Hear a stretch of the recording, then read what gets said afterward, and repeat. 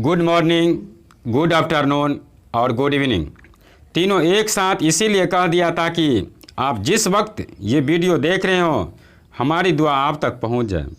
तो साथियों, आज मैं एक कैदी के बारे में बात करूंगा। आखिर वे कैदी जेल के अंदर ही ज्ञान अर्जित कर कितना बड़ा इंसान बन गया।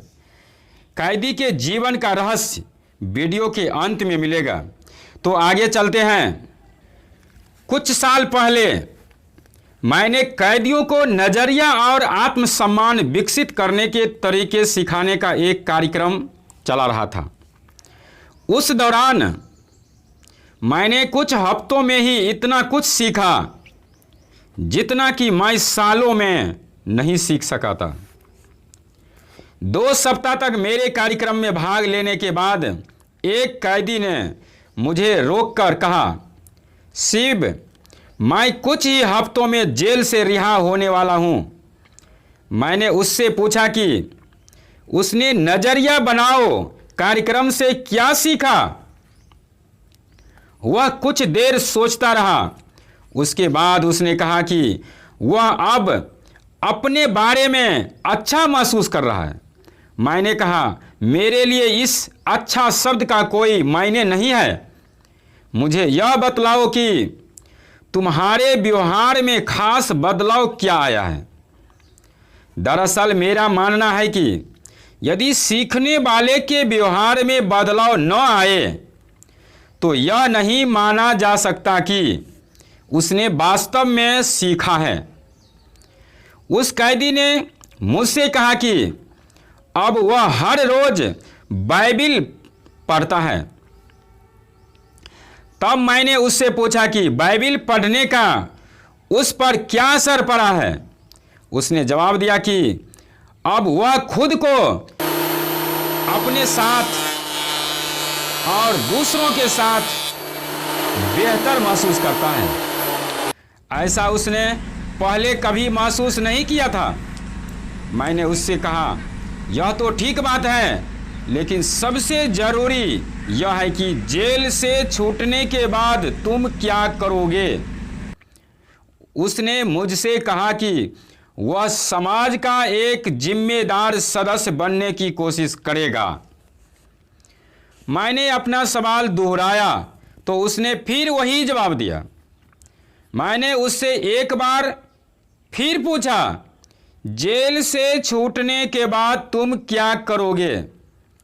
जाहिर सी बात है कि मैं किसी अलग जवाब की उम्मीद कर रहा था, लेकिन इस बार उसने गुस्से से भरी हुई आवाज में जवाब दिया, मैं समाज का एक जिम्मेदार सदस्य बनूंगा।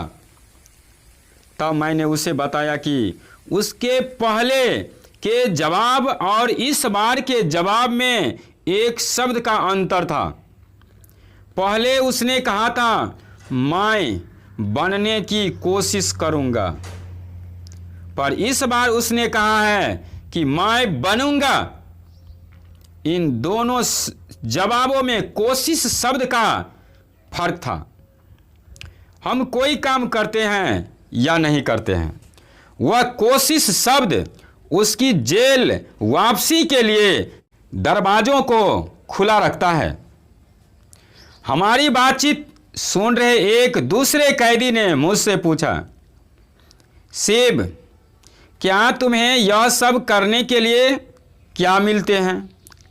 मैंने उससे कहा कि मुझे यहाँ पर जो भावनात्मक संतुष्टि मिल रही है वह पैसे से ज़्यादा कीमती है। तब उसने पूछा, तुम यहाँ क्यों आते हो। मैंने कहा, मैं अपने स्वार्थ की वजह से आता हूँ। मैं इस दुनिया को जीने के लिए एक बेहतर जगह बनाना चाहता हूँ। इस तरह की आत्म संतुष्टि लाभदायक होती है। संक्षेप में कहा जाए तो हम व्यवस्था में जो लगाते हैं हमको हमेशा उसका पुरस्कार भी मिलता है, और कई बार तो वह हमारे लगाए गए से बहुत ज़्यादा होता है। लेकिन हमको लगाते समय बदले में कुछ पाने की इच्छा नहीं रखनी चाहिए। एक और कैदी ने कहा, लोग जो करते हैं वह उनका निजी मामला है। अगर कोई नशीली दवाएं लेता है तो इससे तुम्हारा क्या लेना देना है? तुम उन्हें उनके हाल पर क्यों नहीं छोड़ देते हो?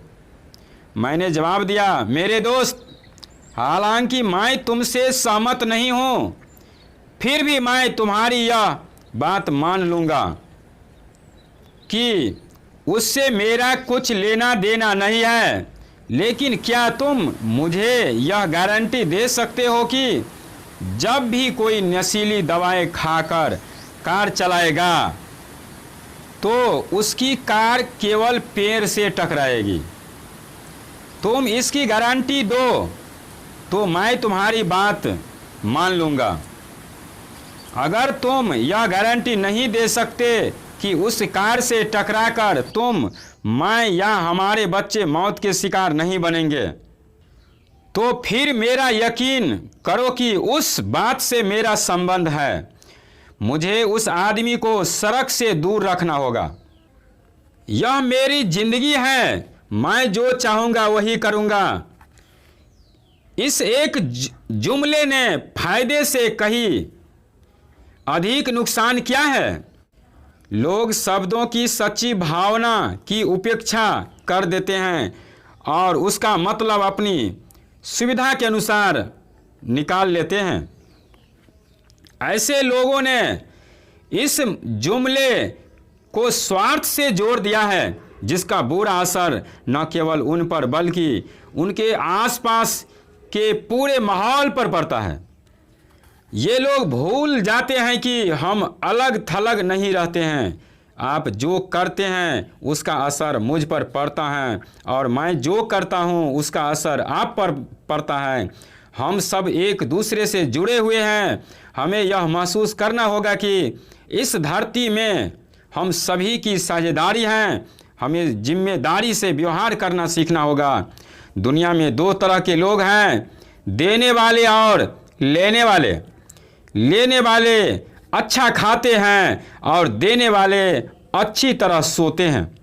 देने वालों में ऊंचे दर्जे के आत्मसम्मान की भावना होती है, उनका नज़रिया सकारात्मक होता है। ऐसे लोग समाज की सेवा करने वालों से मेरा मतलब राजनीतिज्ञ बन बैठे उन घटिया दर्जे के पाखंडों नेताओं से नहीं है, जो दूसरों की सेवा करने का नाटक करते हुए खुद अपनी सेवा करते हैं। इंसान होने के नाते लेन देन हम सबको करना पड़ता है, लेकिन ऊंचे दर्जे के आत्मसम्मान वाला स्वस्थ शख्सियत वह होता है जिसे केवल लेने की ही नहीं बल्कि देने की भी आवश्यकता महसूस होती है। एक आदमी अपनी नई कार धो रहा था, तभी उसके पड़ोसी ने पूछा, आपने यह कार कब खरीदी? उस आदमी ने जवाब दिया, इसे मेरे भाई ने दिया। पड़ोसी ने कहा, काश मेरे पास भी ऐसी कार होती। इस पर उस आदमी ने कहा, आपको यह सोचना चाहिए था कि काश मेरा कोई ऐसा भाई होता। पड़ोसी की पत्नी उनकी बातचीत सुन रही थी। उसने बीच में टोक कर कहा, मैं सोचती हूँ काश वह भाई मैं होती। यह सोचने का कितना सकारात्मक नज़रिया है। तो दोस्तों, उम्मीद करता हूँ कि ये कहानी आपको अच्छा लगा होगा। यदि वास्तव में अच्छा लगा हो तो लाइक करें और अपने दोस्तों के पास शेयर करें। यदि पहली बार चैनल पर आए हो तो सब्सक्राइब करके नोटिफिकेशन बेल को दबाकर ऑल पर क्लिक करें, ताकि इस प्रकार की नोटिफिकेशन आपको सबसे पहले मिल सके। धन्यवाद।